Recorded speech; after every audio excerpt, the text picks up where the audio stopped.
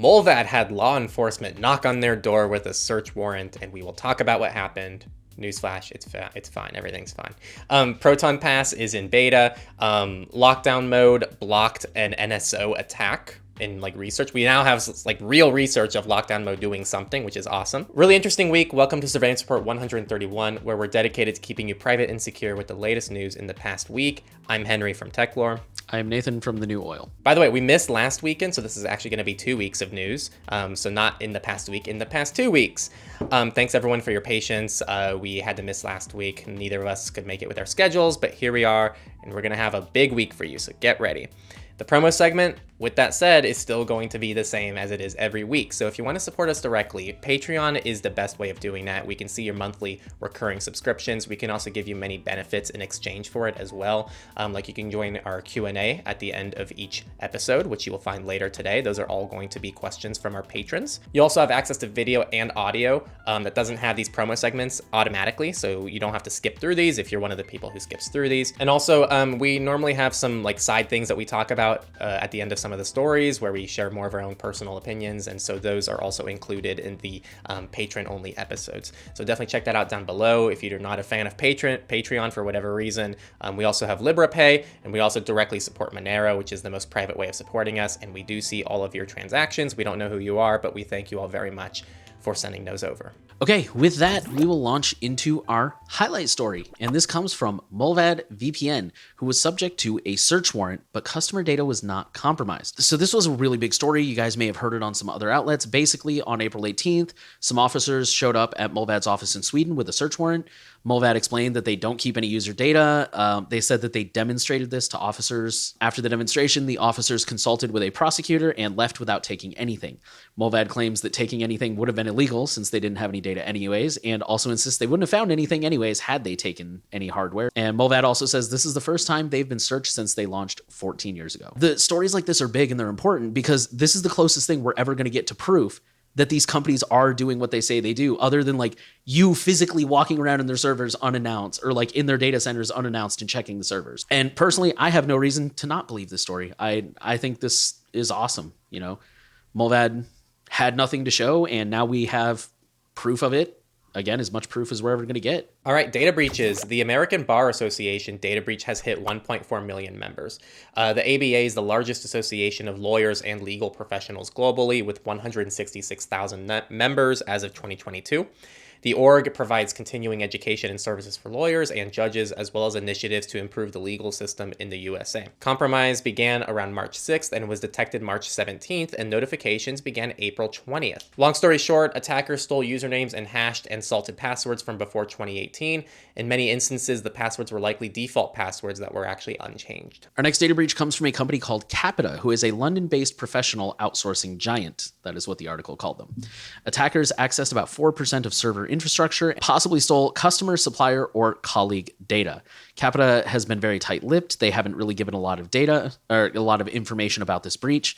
And just to clarify the headline, to my knowledge, they never denied that there was a data theft. They just never presented it as a possibility before. You know, it happened on March 31st, and of course they did the whole, we're investigating, we'll keep you updated, and now they're saying, okay, there's a data breach. So it appears that the Black Basta ransomware gang is behind this, and like many of these situations, we now know that there's a data breach because they posted the data for sale online, which prompted the company to say something. They claim that they have personal bank accounts, physical addresses, passport scans, and much more.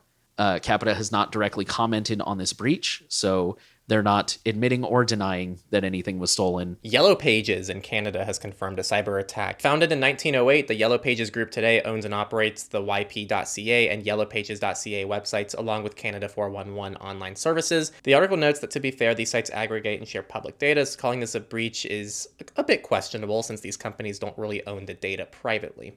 Data includes ID documents, such as scans of passports and driver's licenses, tax documents, sales and purchase agreements, accounts receivable spreadsheets from February 28, 2023, and budget and debt forecast from December 2022. So cybercriminals steal emails and private messages from hookup websites, but you can find the names in the article. Data includes usernames, email addresses, passwords, profile pictures, dates of birth, city and state, IP address, sexual orientation, DMs, and profile bios.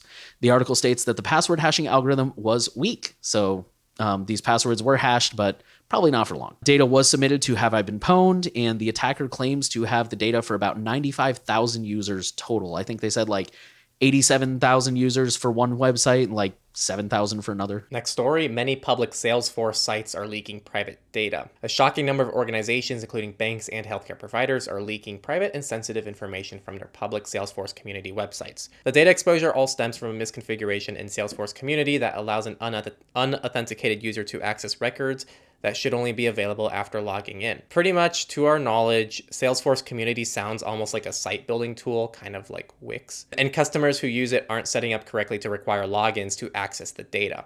For example, until being contacted by this reporter on Monday, the state of Vermont had at least 5 separate Salesforce Community sites that allowed guest access to sensitive data, including a pandemic unemployment assistance program that exposed the applicant's full name, social security number, address, phone number, email, and bank account number. They're now reviewing the system and are expressing frustration at Salesforce for not having good defaults. It gets worse the more you read into this, like the government who denied a leak until Krebs presented them with a spreadsheet of social security numbers. So it's always fun when that happens. Salesforce gave a PR response about attempting to fix the issue, but it's unclear how seriously they're taking it. I love that. We'll see if we can fix this issue. Our next story says, this one's so screwed up. Student psychological reports and abuse allegations leaked by ransomware attackers. This is actually an update to a story from a couple weeks ago about the Minneapolis public school who was hit by ransomware and refused to pay, which is good on them. But unfortunately, now attackers are leaking several documents, including psychological reports. The initial article that they're sourcing here came from NBC News, who the article says they did not verify the authenticity of this cache of documents. Although, to be fair, Minnesota Public Schools has declined to reply, so it's kind of hard to verify. In total, there were about 200,000 files. This includes everything from, and I'll come back to this quote, relatively benign data, like the contact info of students, to data like student behavioral problems and teacher social security numbers. Quoting the article, cybersecurity experts who are familiar with the leak have said it is among the worst they can remember, unquote. Nation's Benefits confirms thousands had personal data stolen in a Fortran breach. This is an update to that ongoing Go Anywhere hack. Man, we're still hearing about it. Pretty much Florida-based technology company Nation's Benefits. I can't stand that name.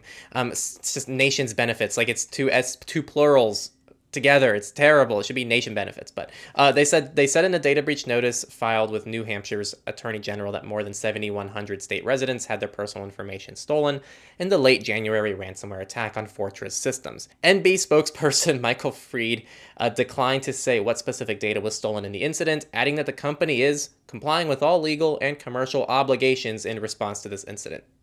AKA, we're doing the bare minimum. I was literally just thinking that. That's Nothing my says translation. We're doing the bare minimum, like saying we're complying with requirements. Right, which there are none. It's not known how many individuals residing outside of New Hampshire are affected. NB also filed a data breach notice in California, but companies are not obligated under the state's laws to disclose how many residents are affected by a data breach. Okay, our next data breach is a sort of update because this includes Strava. It says popular fitness apps leak location data even when users set privacy zones. So 2 PhD students from KU Leuven in Belgium, sorry, I totally butchered that, have discovered that if a person is starting his or her activity from home, an attacker with limited skills can use high precision API metadata in the app to pinpoint their home location, even if they set up what's called an end privacy zone for that area. So that end privacy zone, EPZ, it basically creates a radius around the sensitive area. So I can pin my home, for example, and it'll make a radius.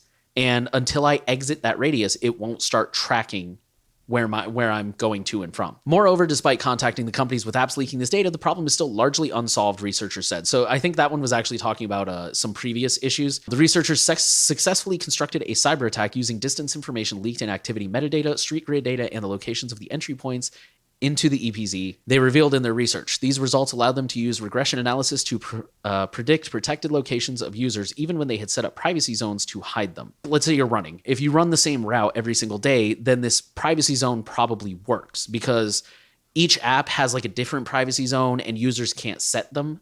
So it's kind of hard to pinpoint exactly where you might be coming from when you started your run. But if you like to mix it up and one day you run this way and one day you run that way, well then if you keep doing that after a while, we can kind of see like, okay, here's where the circle is. You probably live in that area. The researchers responsibly disclosed their findings to all the companies whose apps they investigated, as well as offered a number of issues that can be resolved. However, so far, only Strava has responded to researchers beyond thanking them for the disclosure. CFPB, which is Consumer Financial Protection Bureau, says a staffer sent 250,000 consumers' data to personal account. We use an archive link to bypass the paywall, but this may trigger a CAPTCHA, just FYI for people who actually read the sources, which I think I looked at the stats for that, and it's not many of you, so shame on you people. A Consumer Financial Protection Bureau employee forwarded to a personal email account confidential information on thousands of consumers and dozens of financial firms. The CFPB spokesman played down the severity of the breach, saying the personal information is largely limited to 2 spreadsheets with names and transaction-specific account numbers used internally by the financial institution. They don't include the consumer's bank account numbers and can't be used to access a consumer's account. The agency asked the former employee to delete the emails from his or her personal account and to certify and provide attestation that each email is deleted. As of Wednesday, the former employee hasn't complied. The issue may renew Republican scrutiny of the CFPB and other credit agencies who collect massive troves of consumer data, and they don't do a very good job of safeguarding it. Second to last data breach, again, 2 weeks worth, so apologies, y'all. Cybercriminals published sensitive employee data stolen during CommScope ransomware attack. So CommScope is a North Carolina-based company which designs and manufactures network infrastructure products for a range of customers, including hospital schools and U.S. federal agencies, and this data was listed on the dark website of the Vice Society ransomware gang. It includes internal documents, invoices, and technical drawings, as well as personal data of thousands of employees, including full names, addresses, email addresses, personal numbers, social security numbers, and bank account info, and in some cases, passports and visa documentation. The attackers appear to have gained deep access into the company's network, exfiltrating backups of data pertaining to its MyCommScope customer portal and its internal intranet. Some of the data was unencrypted and appears to include both CommScope customer and employee email addresses. It is unclear how many employees were affected. This one's kind of interesting. So the DOJ actually detected that. You guys remember the SolarWinds thing? Oh man, that was the previous. What's the one right now? Go Anywhere. Yeah, the Go Anywhere. This is the previous Go Anywhere, but kind of worse. The DOJ apparently detected the SolarWinds hack 6 months earlier than it was first disclosed, but were unaware of the significance of what they had found. That's really it. Just a reminder to be proactive. There's so few situations where you're actually notified like on time. Like the breach happened last week, and here we're letting you know, here's everything that happened and all the mitigations you have to do, and here's what we've done as a company. Most companies will try to act like nothing happened, or they'll take 6 months to tell everybody, and maybe they don't even understand the severity of the situation. This isn't always done on purpose. It's kind of hard to tell if the DOJ, Microsoft, and all these people actually were just unaware, or if they purposely held something back for some other reason. We don't know, but the point is, like, you need to stay on top of things yourself and just make sure that you're implementing good hygiene. And with that, we'll move into the company section. We're starting off with good news. iOS 17 will support app sideloading to comply with EU regulations. So this comes from Bloomberg's recap of the latest WWDC conference. As of iOS 17, app sideloading will be a thing.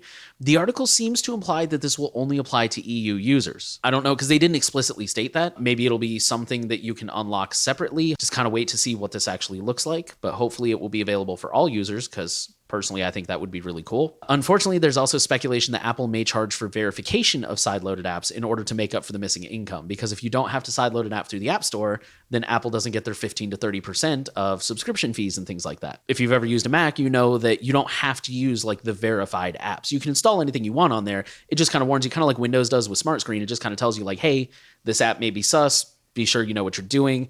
So hopefully that will be how iOS will work should they decide to do this. Or maybe that's a loophole in the law, how they can get around it. I don't know, but it remains to be seen.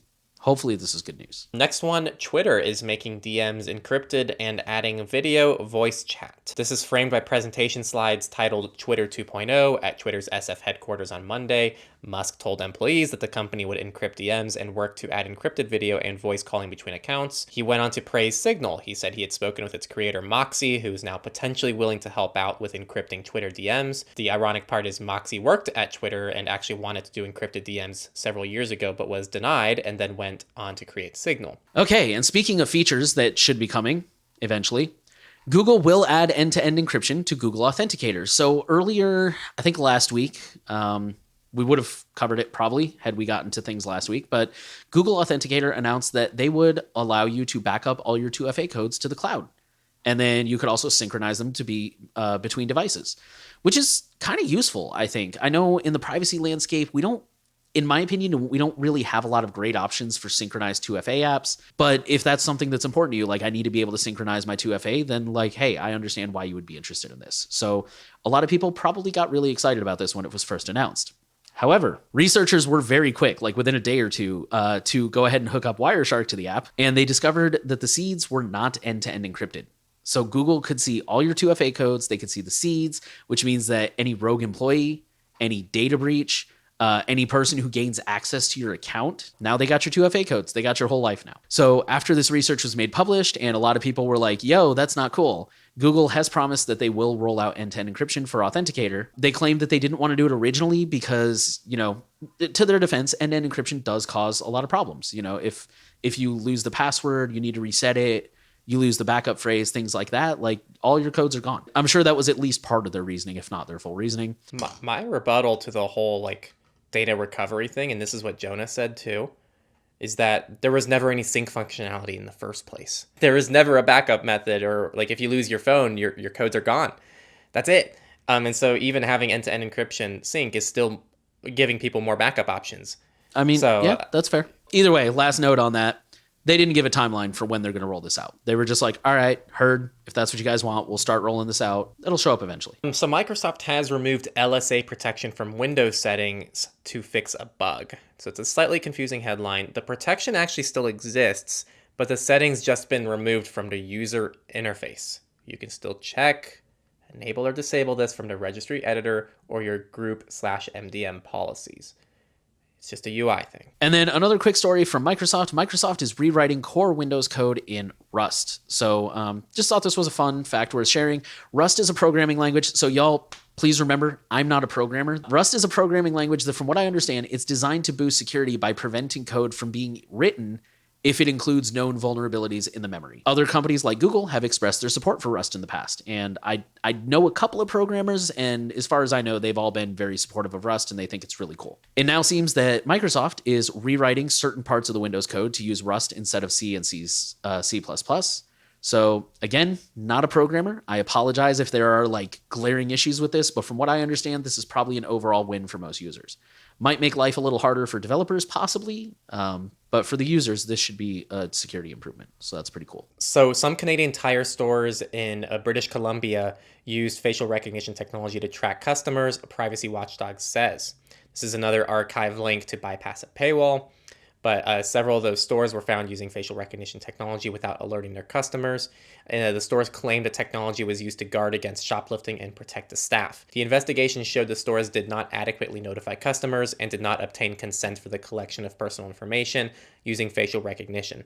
Even if the stores had obtained consent, which they failed to do, they were still required to demonstrate a reasonable purpose for collection and use. The investigation found they did not do so. We're also including a similar story from the UK regarding Fraser's group, who's currently still engaged in the same behavior. Quick good news story. The headline says cyber weapons manufacturer Quadream shuts down. So this comes after, I'm pretty sure we covered this on the last episode we did.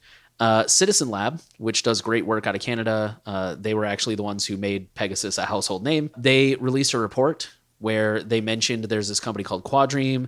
They're a spyware company, just like NSO. They sell a zero-click exploit, just like Pegasus. And I'm not sure exactly what the details were, but maybe it was just coincidence. Maybe it was timing. But for whatever reason, Quadream has now announced, hey, we're done. We're throwing in the towel. So good riddance.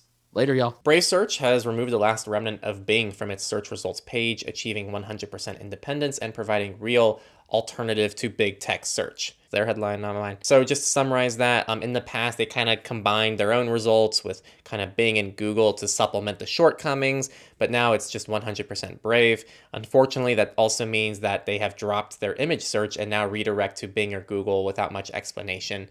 We don't know if that's going to come back or what's going to happen there.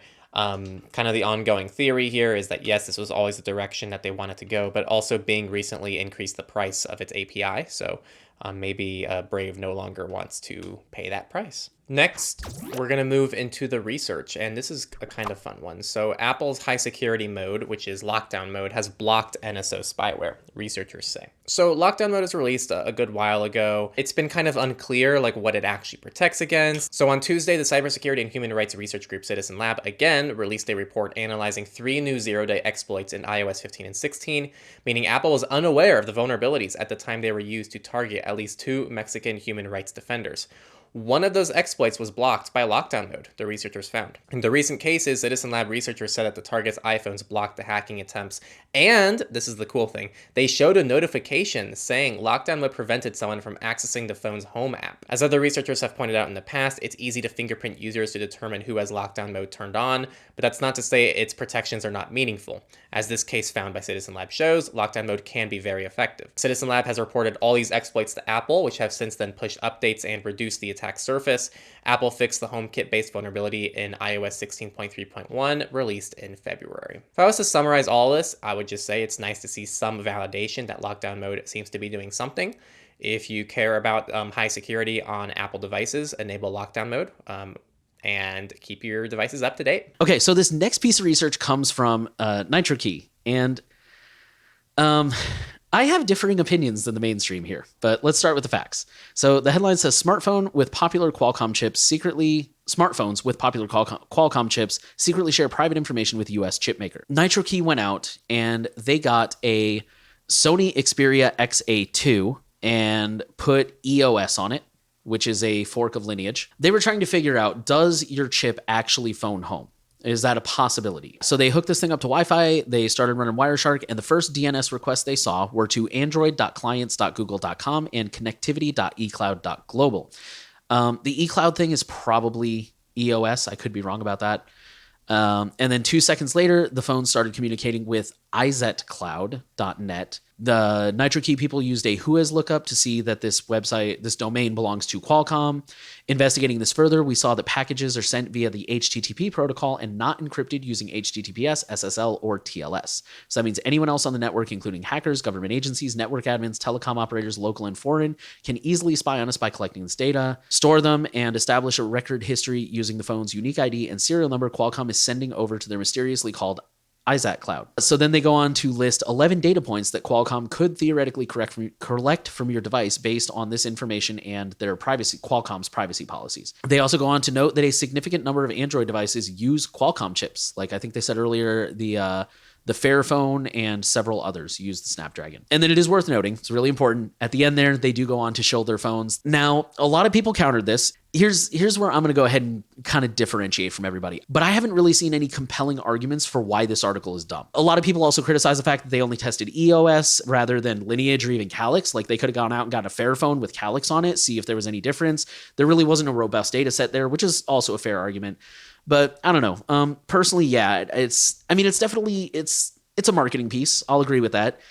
But I gotta be honest, I think they made their point that like certain chips could theoretically be sending data home, and that's something to be aware of. Microsoft Edge is leaking the sites you visit to Bing.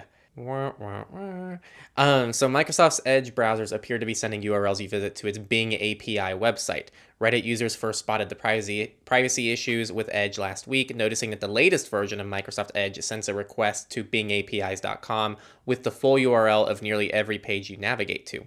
Microsoft tells The Verge it's investigating the reports. This appears to be a bug from a creator follow feature, which alerts you when you navigate to a new site where your favorite creators have a presence. For example, if you follow Techlore or The New Oil on YouTube, then navigate over to Reddit, it's supposed to alert you to our communities or user accounts if we have any. However, it's not supposed to submit all URLs all the time, allegedly. Our next research article is really interesting, actually. It says the myth of individual control, mapping the limitations of privacy self-management. So this is an actual research article. And I'm going to go ahead and quote the abstract here. Despite years of heavy criticism, privacy self-management, the principle that people individually manage their privacy via notice and choice, remains the standard of privacy protection throughout the Western world. Building on previous research, this article provides an overview and classification of the manifold obstacles that render privacy self-management largely useless in practice.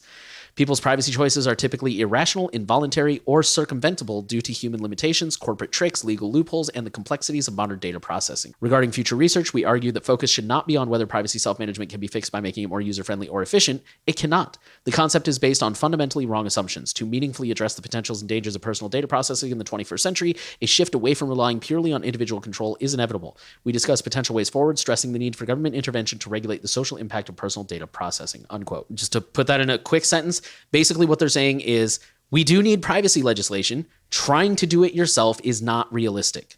And I kind of agree with them. I think there's a lot of things we can do ourselves, and I think there's a lot of things we should do. But I think that if we're going to be realistic, there is only so much we can do. Unless you're willing to like completely get rid of your phone or go live in a cabin in the woods, which if that works for you, hey man, awesome, more power to you. It's not feasible for everyone. The full report is only 15 pages. It's very well organized. There's not like a ton of data points. It's really a lot more philosophical. So I definitely recommend you guys make some time this week to go ahead and read that full report. Last one is a quick one. March 2023 broke ransomware attack records with 459 incidents. That is courtesy of the Fortra Go Anywhere breach. So thank you to Go Anywhere for helping us break records. There are other interesting stats there, but that's the bulk of the story. Definitely go check it out if you want to see more of the stats. All right, and with that, we'll move into politics. There's a lot in here, guys. I'm sorry, we're trying to blow through as quick as we can. We'll start off with the Earn It bill is back, seeking to scan our messages and photos. For those of you who are new, quick recap, the Earn It bill is basically an encryption backdoor. We've killed it twice. It's coming back for a third time. It just won't stay dead, like Futurama. Earn It's back. Start calling your politicians. First, appellate court finds geofence warrant unconstitutional. So the California Court of Appeal has held that a geofence warrant seeking information on all devices located within several densely populated areas in LA violated the Fourth Amendment.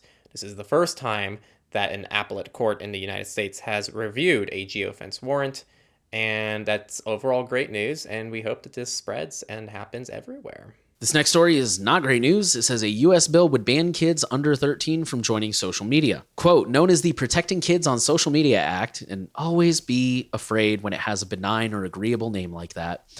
Specifically, it bars children under 13 from creating accounts on social media apps while also greatly curtailing the algorithms tech companies could deploy on people between ages 13 and 17.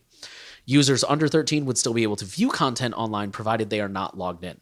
The bill would also require parental consent before anyone under 18 could create a profile. Now, here's the scary part.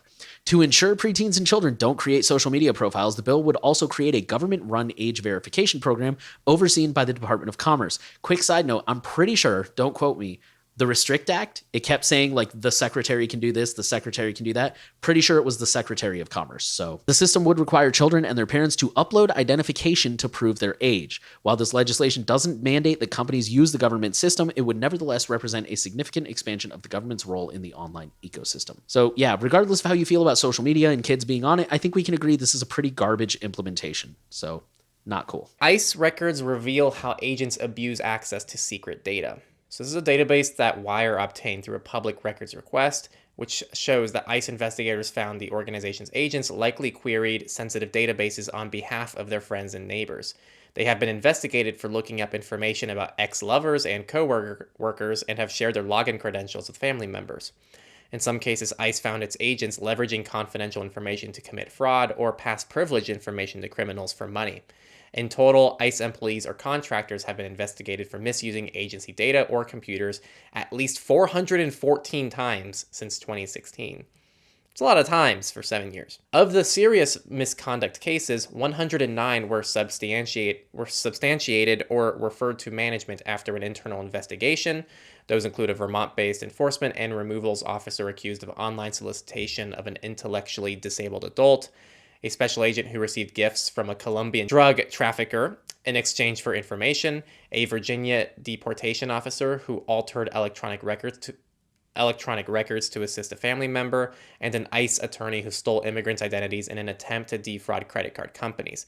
And in at least 14 incidents, the records explicitly say that agents were investigated for allegedly using agency databases or computers to harass someone or make threats. You can read more cases in this story.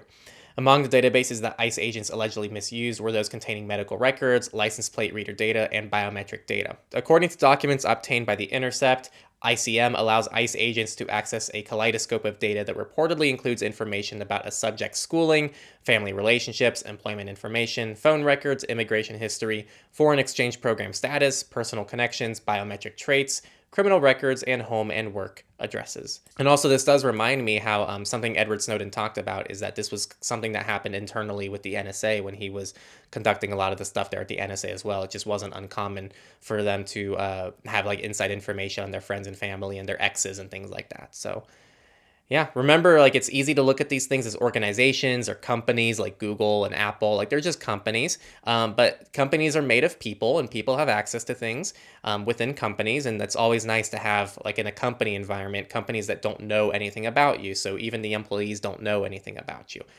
Different issue than this, but still something to think about. In retrospect, I think this headline's a little sensational, but it's still not cool. It says Georgia National Guard will use phone location tracking to recruit high school children. The Army National Guard is planning to geofence 67 different public high schools throughout the state, targeting phones found within a 1-mile boundary of the campuses with recruiting ads, quote, with the intent of generating qualified leads of potential applicants for enlistment while also raising awareness of the Georgia Army National Guard, unquote. This is the U.S. state of Georgia, by the way. I just realized I should have specified that. This is not Europe. This is America. The ad campaign will make use of a variety of surveillance advertising techniques, including capturing unique device IDs of student phones, tracking pixels, and IP address tracking. It will also plaster recruiting solicitations across Instagram, Snapchat, streaming television, and music apps. The documents obtained note that TikTok is banned for official DoD use, so can't advertise on TikTok. I guess that's the one redeeming quality of TikTok now, is you won't get any Georgia National Guard ads there. While the campaign appears primarily aimed at persuading high school students to sign up, the Guard is also asking potential vendors to target parents or centers of influence with recruiting ads. The campaign plans not only call for broadcasting recruitment ads to kids at school, but also for pro-Guard ads to follow these students around as they continue to use the internet and other apps, a practice known as retargeting. So they'll see one on Snapchat, they'll see one on Facebook, they'll see one on Instagram, YouTube, so on. And while the digital campaign may begin within the confines of the classroom, it won't remain there. One procurement document states the Guard is interested in retargeting high school students after school hours when they were at home, and they say this will allow us to capture potential leads as well at after school events. The New York Police Department can now shoot GPS trackers at your car. That could have gone in a lot of directions. It's meant to create an alternative to the standard police pursuit, allowing cops to remotely track a fleeing vehicle without sending a squad of interceptors to tail it. But in the hands of a department known for its surveillance abuses, the presence of any new tracking technology is worrying people. Just a quick update. All right, our next story also comes from New York. This should also be a pretty quick one. 26 cameras on major Syracuse streets could record thousands of license plate numbers daily. The Syracuse Police Department is proposing installing 26 stationary automatic license plate readers along the city's major roads traveled by hundreds of thousands of vehicles each day. The plate numbers would automatically be checked against a hot list, a list of cars police are looking for or interested in. They would also be stored so police could check them when investigating a crime. The article did not specify for how long. The police chief said in the proposal calls for putting cameras at 26 locations on main streets that people must use to get around the city. The department claims that they would share data with other agencies, but would keep a log of everyone who accessed it, and external agencies would need to submit a written request including a justification, and that there would also be regular audits. There's privacy concerns there. A North Carolina bill would allow police to track phones without a warrant. Police could track cell phones in real time without a warrant under a bill that passed the State House Committee Wednesday. The bill is intended to help law enforcement more quickly find kidnapping victims or runaway children. Critics fear further extending the government's ability to secretly surveil people. It always starts with these good intentions, but I'm sure they're going to be like, wait, we already use this technology for saving the kids. Why don't we just use it for this one other thing and this one other thing? That's always the problem with these things. And there's generally not very good oversight over these problems, just to really highlight our general problems with these kinds of technologies and these bills. The rules wouldn't allow for warrantless wiretapping to listen in on phone conversations, but police could track someone's location and information about who they've contacted without needing a judge's approval. North Carolina's appellate courts have already signed off on police getting people's historical location data from phone companies without a warrant, but real-time warrantless tracking has not been included. Lots of fun stuff there. All right, our next story is super quick. Comes from the EFF. It says, stop this dangerous bill that would normalize face surveillance in California. So this is just kind of a signal boost if you're a Californian. This is AB 642. It grants law enforcement agencies sweeping statutory authority to use face recognition technology to identify and track people across the state, unquote. Truthfully, that's kind of all they said. It was more an argument for why facial recognition is bad. It didn't really talk about the bill that much. But I'll be honest, in my opinion, the EFF is usually pretty spot on with these things. They're usually not good ideas. Just wanted to signal boost that one. There's an expansive health data privacy law for Washington State. So on Monday, April 17th, Washington State Legislature passed the My Health, My Data Act. This bill, HB 1155, currently sitting on Governor Jay Inslee's desk after passing both state houses by considerable margins, restricts what can be done with personal health data collected from anyone in Washington. The bill also provides individuals with the right to delete any health data collected from them and stored by the entities collecting or processing that data. The definition is wide and comprehensive, including data directly related to a person's health, like biometric signals like ECG, blood oxygen levels, body weight, movement, and menstrual activity collected from personal devices like smartphones, smartwatches, and fitness trackers. It also covers data used to indirectly infer aspects of a person's health, or that could be used to identify a person when combined with other data types. This definition is more comprehensive than those used in other health-related data protection laws, like Illinois' Biometric Information Privacy Act and Texas's Capture or Use of Biometric Identifier Act. Another aspect of the bill is its inclusion of an individual right to action, allows any individual within Washington state, not just the state attorney general, to sue a regulated entity or any other company handling health data if those entities act outside of the restrictions laid out in the bill. Washington State Consumer Privacy Act also enables state judges to triple damages and legal fees resulting from such a lawsuit. Good stuff. I like it. Our next story is kind of a quick one. It says just about everyone can get money from Facebook class settlement. Just about everyone in the US, for the record. Some people have noted that. Yeah, so basically there was a class action lawsuit for Facebook if you used it between certain years. I can't remember what those years are off the top of my head. But if you were ever a Facebook user in the 20-teens, this probably applies to you. So kind of signal boosting it if you want to submit to get a few bucks from Facebook. Our next story comes from Canada. It is titled Eye in the Sky. It says Hamilton police began using drones in 2021, but the HPS has released little information about their use or the guidelines for operating them. Through a Freedom of Information request, CBC Hamilton has obtained the HPS's privacy and impact assessment on drones. The document is needed to show how the technology may impact people's privacy and ensure the service is in compliance with privacy laws. CBC has also obtained drone flight logs, which reveal how often the HPS uses the technology and more details on why. Unquote. So honestly, this is a really detailed article. Like I was trying to look for key takeaways and like summaries, and I had a really hard time doing that because there's a lot of really good information in here. So instead, I think this is one of those articles where we're just going to say, like, if you're Canadian and you're interested, or you're not Canadian and you're interested, I recommend you just read the article yourselves. It's not super long, but there's some really good takeaways in there that I think you guys should go ahead and check out. ICANN and VeriSign proposal would allow any government in the world to seize domain names. The original outlet for this story is pretty biased, so we're sharing the Slashdot summary, and the comments didn't seem to express huge disagreement. So either the ultimate message is really solid, or else everyone's just giving into the groupthink. We don't really know, but let's get into the story. ICANN and VeriSign have quietly approved enormous changes to global domain name policies in their proposed renewal of the .NET registry agreement, which is now open for public comments. They've proposed allowing any government in the world to cancel, redirect, or transfer to their control applicable domain names. While this proposal is currently only for .NET domain names, and that TLD, presumably they would want to also apply it to other extensions like .com, as those contracts come up for renewal. This proposal represents a complete government takeover of domain names with no due process protections for registrants. So, more of a signal boost. Seems like a pretty important thing to put on people's tables. Okay, and our last political story. Again, long week. Sorry, guys. Trust me, we're trying to power through here too. Says Russia's surveillance system helping to find draft dodgers.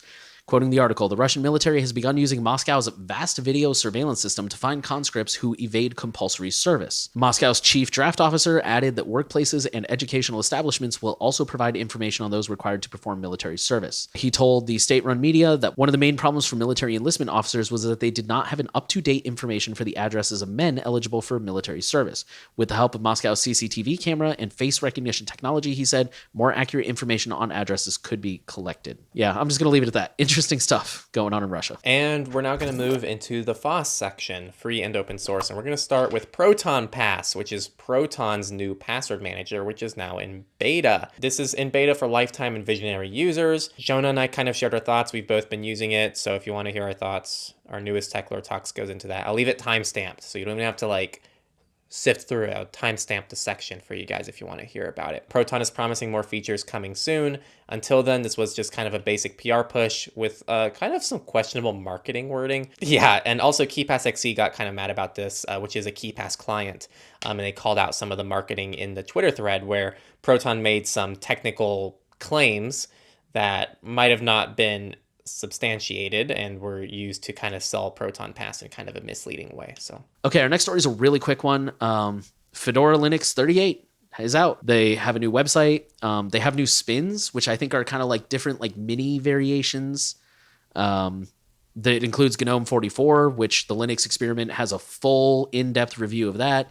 And there's a lot more. Again, not trying to pass off the responsibility, but the Linux experiment, he does videos all about Linux. And so I'm sure if he hasn't dove into Fedora 38 yet, I'm sure he's going to very soon. And he will probably cover a lot more things than we will just by reading a press release. And with that, we'll go into Misfits. We made it, y'all. But there's still some big stories here. So for starters, we have the Lockbit ransomware encryptors, which were found targeting Mac devices. Of course, there's a lot more in this article, but the really relevant bits are right there at the beginning.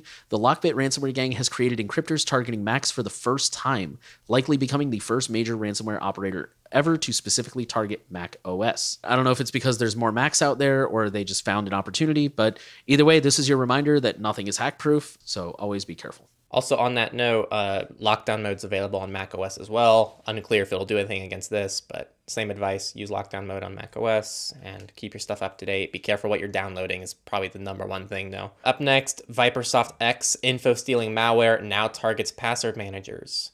A new version of this information-stealing malware has been discovered with a broader range of targets, including targeting the KeyPass and 1Password password managers. The report comes from researchers at Trend Micro, who state that Vipersoft X now targets more cryptocurrency wallets than before, can infect different browsers besides Chrome, and is also starting to target password managers. The malware typically arrives on software cracks, activators, or key generators, hiding within benign-appearing software. So again, be careful what you're downloading, people. All right, our next story is just a quick piece of good news from the EFF. It says EFF now has Tor onions. Quoting the article, today we're announcing .onion addresses for EFF.org and two of its affiliated projects, CertBot and Surveillance Self-Defense. And for those who don't know, CertBot, you can automatically develop or obtain and renew TLS certs for websites. It's really common for self-hosting and stuff like that. And Surveillance Self-Defense is a really good guide, kind of a quick 101 on some of the tools out there and techniques for privacy and security. By accessing these websites through Tor.onion addresses, users can further protect their privacy and security while using another avenue to access important information, unquote. So that is super awesome. I'm actually surprised they didn't have onions before, but yeah, good for them. I'm pretty sure I've said it before. I'm a big fan of EFF and the work they do, and I'm happy to see this. The huge 3CX breach was actually two linked supply chain attacks. This is just an interesting update to an older story that we've covered. Stay subscribed. We have more information about that 3CX breach, a VoIP firm. The 3CX breach was a huge deal, and it now turns out that there was these two unique supply chain attacks combined, which paved the way to make this happen. So that's just a quick update for people interested in this story. Okay, and our last story this week, the headline says, Digital Security Tips to Prevent the Cops from Ruining Your Trip Abroad. So really just sharing this because we've definitely gotten a lot of questions, even on Patreon, about people like, if we're traveling, like what should I do with my phone? And this comes from, I believe, The Intercept, and they have, a lot of international reporters who travel a lot and are probably sometimes stopped and examined. So just thought this might be an interesting read for a lot of you guys, especially if you're planning to travel. Just something worth checking up on. Okay, and with that, we'll move into our Q&A section. Our first question comes from Siduous Clay, who says, I purchased a few domains and we're preparing to import them into Proton Mail. My question is, if my information is exposed in a data breach and an attacker sets their sights on me, isn't having a generic address better than a custom domain?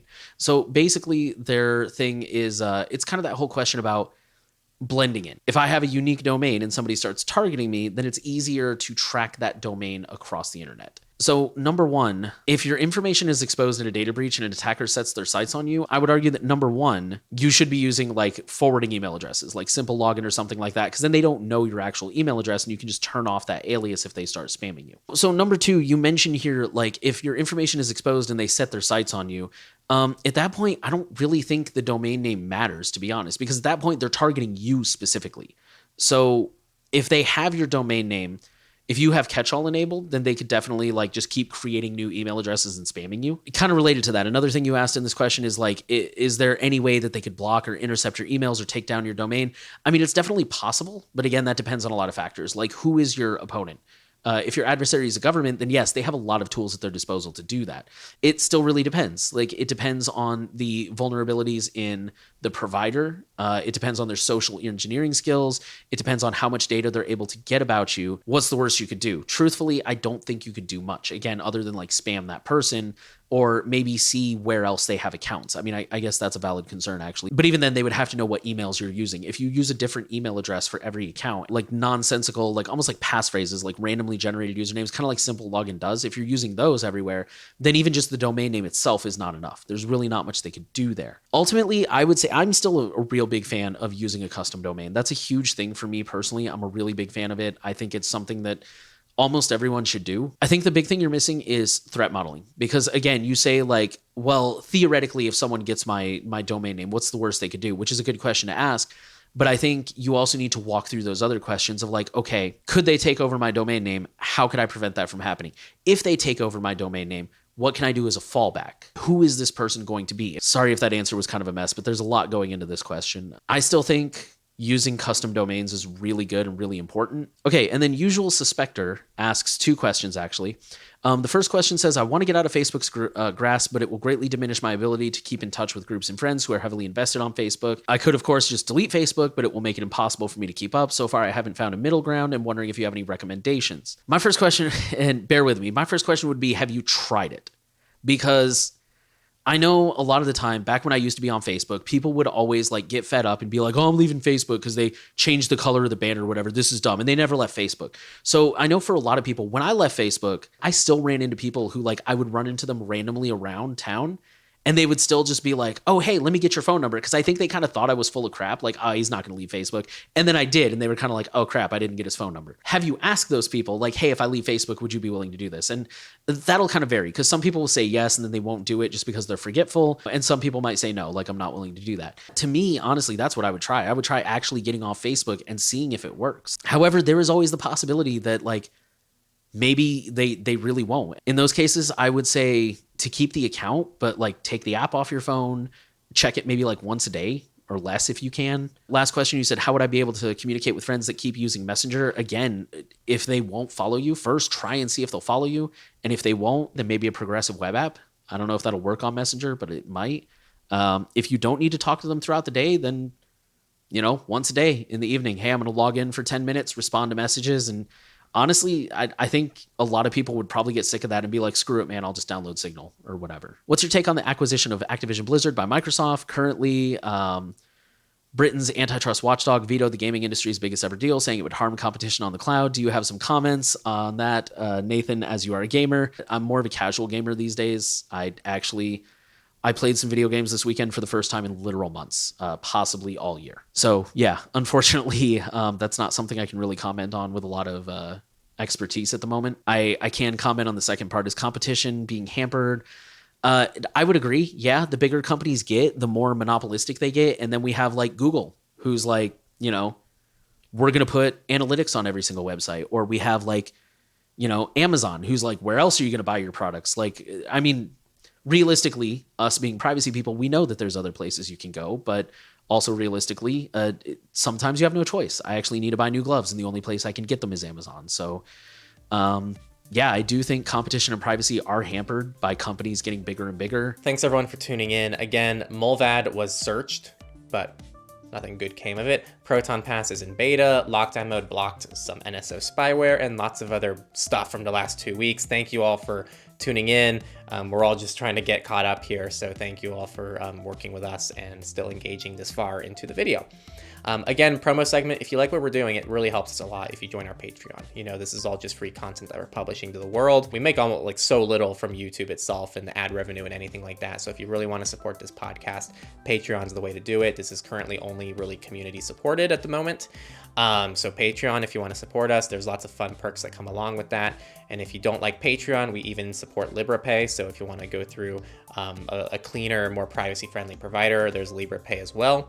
And if you don't like anything like that and you want this to be super direct, just us and you, Monero is something else that we offer as well. And that's it. So thank you for listening to the report. The final thing that we always want to ask you to do is to share this around, because we rely heavily on word of mouth. And so if you have friends or family and one of the stories today resonates with them and you want to share it along, make sure to share that timestamp with them and share them a story and share the podcast around, because we really like that word of mouth.